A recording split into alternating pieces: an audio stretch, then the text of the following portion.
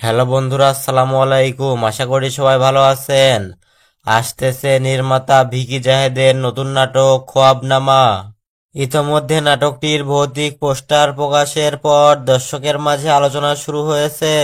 পোস্টারে দেখা যায় কবরে শোয়া লাশ ও চারপাশে সাপ, যা দর্শকের মনে শিহরণ জাগিয়েছে। খোয়াবনামা নাটকে অভিনয় করেছেন তৌসিফ মাহবুব ও তানজিন তিশা। ভয়াবহ শুটিংয়ের অভিজ্ঞতা জানাতে গিয়ে তৌসিফ বলেন, রাত ৩টায় তাকে কবরে শুতে হয় এবং ঠিক তার ওপরে ছেড়ে দেওয়া হয় ৬টি জীবন্ত সাপ। কোনোটি মুখের উপর দিয়ে, আবার কোনোটি বুকের উপর দিয়ে, আবার কোনোটি ঘাড়ের উপর দিয়ে চলে যায়। চরিত্রের প্রয়োজনে নড়াচড়া বা ভয় প্রকাশ করার সুযোগ ছিল না। তৌসিফের ভাষায়, আমি একসাথে কবর, সাপ আর মৃত্যু ভয় সবকিছু পার করেছি।